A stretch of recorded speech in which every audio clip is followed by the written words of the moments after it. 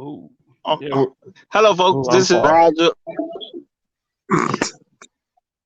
Good to mention everyone. We are here with the MCU movies that have been released up to date during Infinity Gauntlet. We're Infinity 23, where we're going to review the different movies and compare them to see which ranks the best of everything that has been created thus far. As you know, the MCU is one of the most successful in Hollywood history, if not the most successful franchise, and I'm pretty sure it's already taken the top at this point. So, our first movie we're gonna look at is Captain America: The First Avenger, and I'm here with Donnie, and I'm here with Kev, so we can chime in on what we think about this. Mm. Introduce Hello, yourself there. everyone. Uh, hi, hi. No, I'm playing. Hey, what's going on, everybody? Donnie here. Just checking in. We're gonna do the the tip off to the game of Marvel.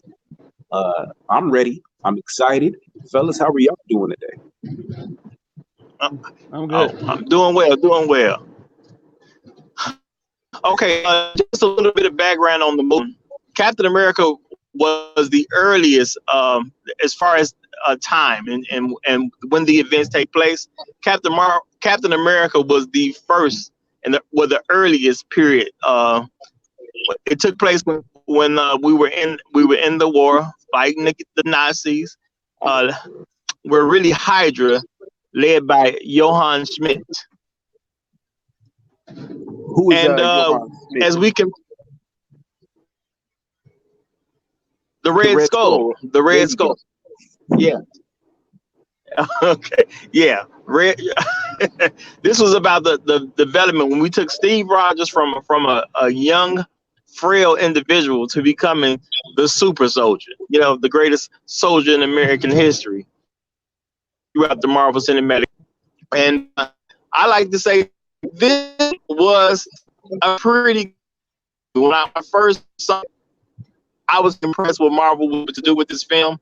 I was highly impressed and who Captain America was because my Captain America as a kid. I heard America, I could identify him, but I had no clue who this was. So I've liked him ever since. Mm. Yeah, I mean, Okay. for me, it starts out with his character. His character was a scrappy little dude who had no quit in it. As you can see on the screen, Steve Rogers, he can do this all day. He was getting beat down. I mean, he was really getting beat down, and they kind of did sort of a Easter egg of things to come when he picked up the trash can lid and to fight the bully off. I found this whole part of the movie hilarious because you would never think if you watch the other movies that Steve Rogers came from this little dainty dude who really didn't have a shot at doing anything for the war. I mean, there was a scene when he tried to sign up to get into the war.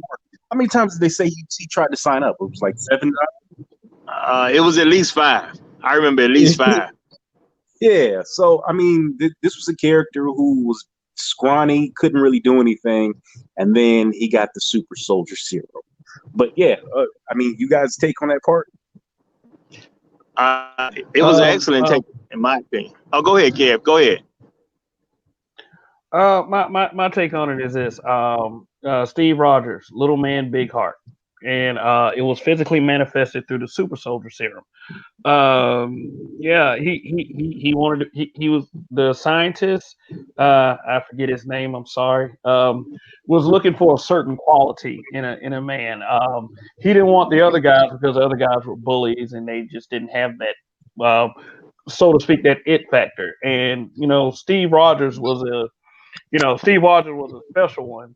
As of course all these stories tell that they're about their main characters that they are special and they stand out from the rest, even though he physically could not back it up. So what the super soldier serum did was help him establish what he was always meant to be.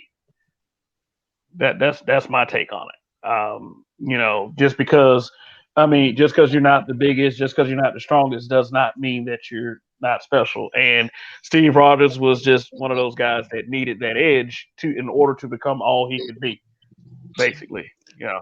Yeah, this is So pretty funny because I this really could have went a different way, right?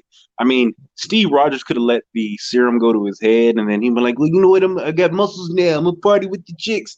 But no, he kept down the same path of wanting to protect and fight and serve. Because I mean, really, they tried. Heck, they even tried to shelf him. So yeah, I mean, they made a good pick with this guy, and luckily, the fame of being the famed Captain America didn't go to his head.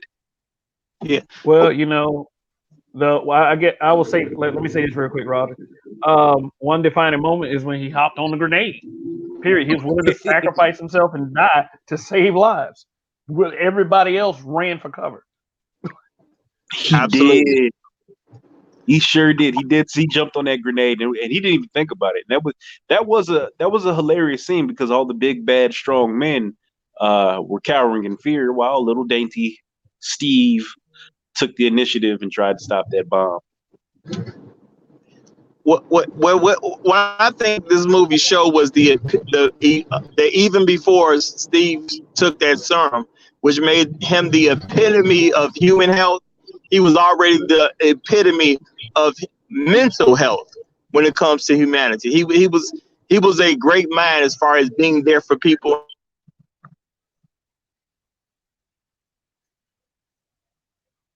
front of yourself when great sacrifice needed to be made.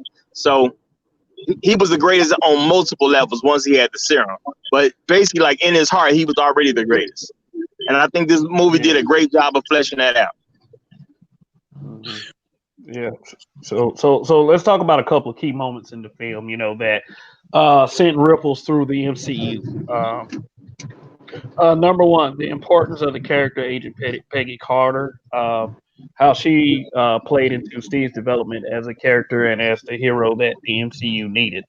Um, Also, we have a villain factor. Uh, Hugo Weaving as Johann Schmidt, the Red Skull.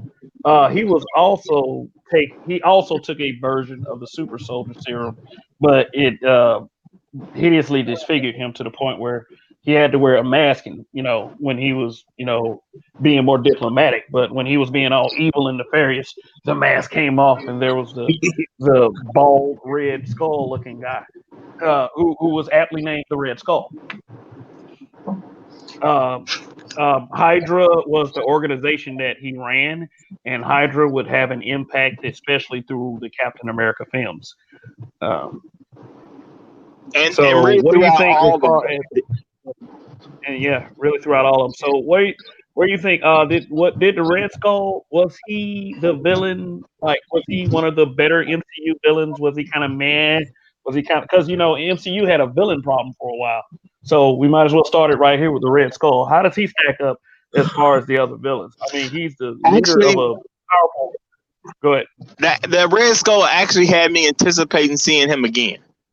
Because the Yeah. way the movie played it, I think they did a great job on making it a period piece, and they really made it more about the war and America versus Hydra in this particular section versus Captain America versus the Red Skull. So I really wanted to see a lot more from the Red Skull, and I was kind of disappointed to find out Hugo Weaving didn't want to continue to do the character because one of his main issues was the makeup job. He didn't want to, sit that long to do makeup. So I was disappointed that he chose not to do this because he made a great villain, in my opinion. Yeah, I mean, traditionally, even in the comic books, Red Skull was around. So Steve Rogers was thawed out. Red Skull, by some means, came out with him. So these two were playing, yin and yang off of each other for years in the comics. I mean, they still do. So I expected to see more Red Skull. I expected him to disappear and then make it back in Captain America 3 somewhere down the line. Now now knowing with foresight or with hindsight, should I say, he didn't make it, but I just wanted more from that character overall. But I thought he did a great job. He was the antithesis to Captain America, and it really showed in the movie. And you know what, real quick, I like to say that the fact that he was the villain, but he carried himself with a certain dignity and a certain you know, what's the right word for, like, people should have reverenced him, and they did, because the Hydra soldiers did kind of reverence the guy. He you know, he wasn't just a villain that you could say, oh, he's just sick and evil. He acted like he was a god for real, and people respected him that way. So that brought a lot of depth to him being a villain, in my opinion. Yeah, it's like with every villain has this one quality, a superiority complex, and he definitely had it. But let me in the movie the this was like really the start of was it really the start of the Infinity Stones? That this it started with this movie right here Yeah, because they called it the Cosmic Cube in this movie. Now spoiler warning in the first Avenger. I mean, if you haven't seen it by now, I mean, but they started to call it the Tesseract. So do y'all remember that? oh, Yeah. absolutely, absolutely. Yeah, yeah. Also significant to this movie. Also, I'll just say this name right here: James Buchanan Bucky Barnes, Steve's best friend.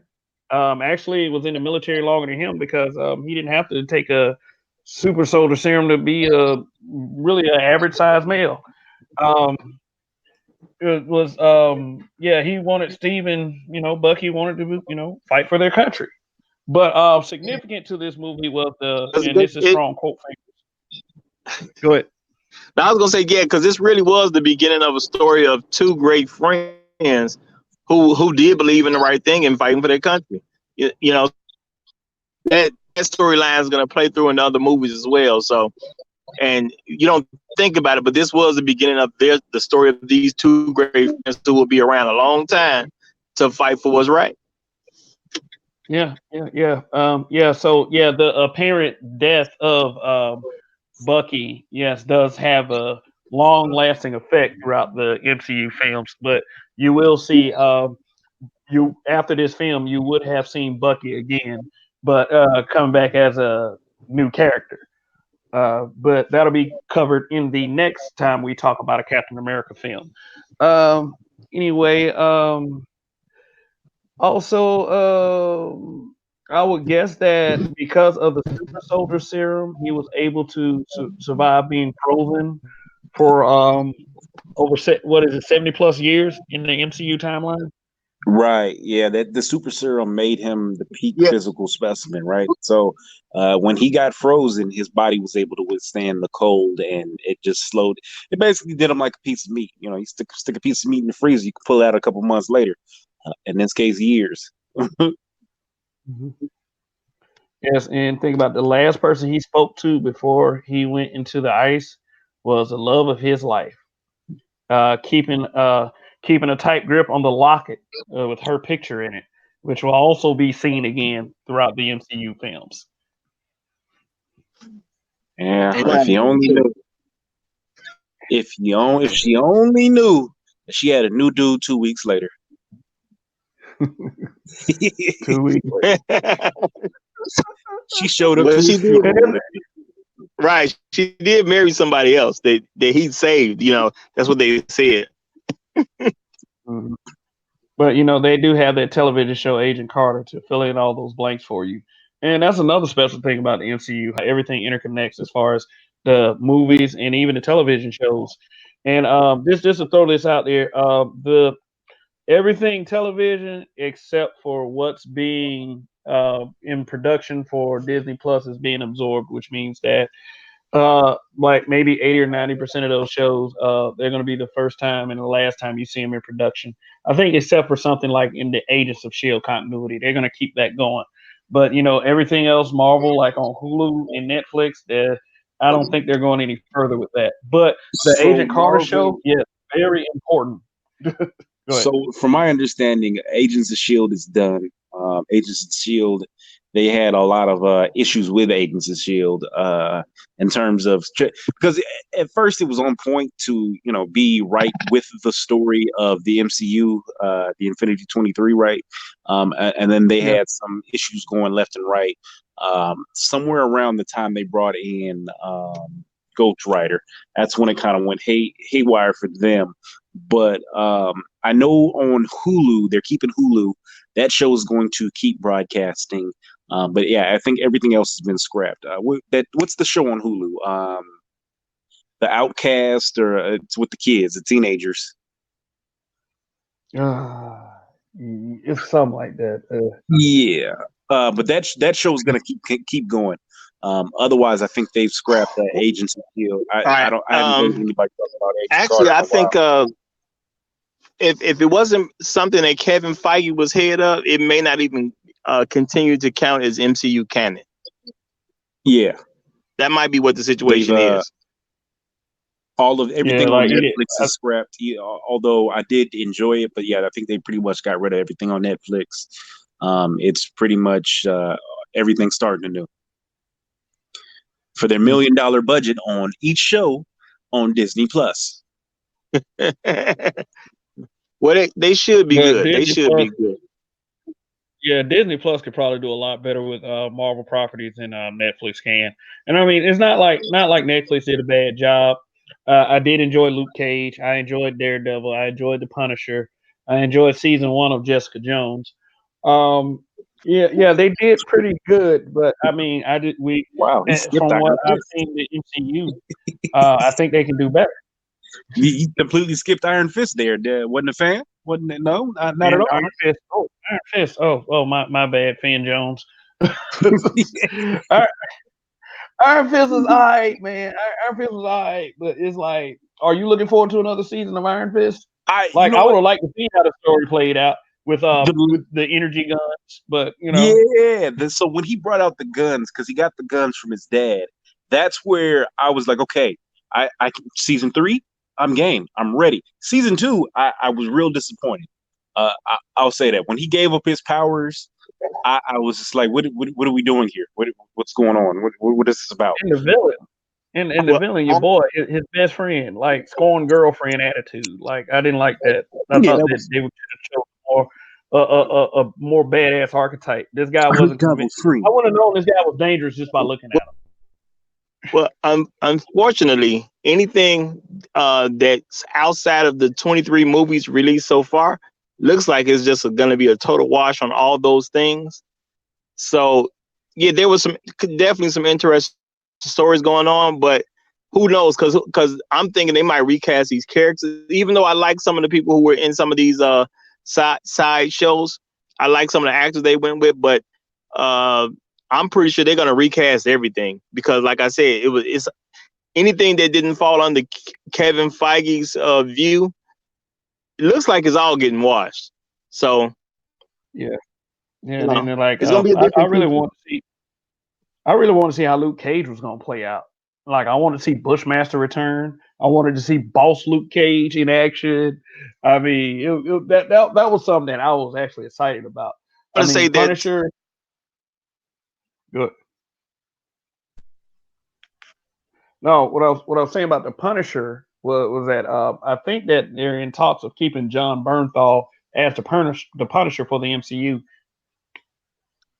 well, you know, my thing is, to me, I think it's open. Is I don't know any of that is guaranteed because there has been one woman who's been hiring all the people playing these major parts.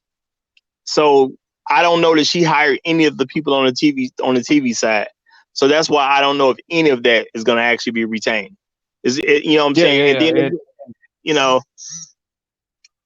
and sometimes it's about people having you know what I'm saying, that people want their organization involved in a certain thing.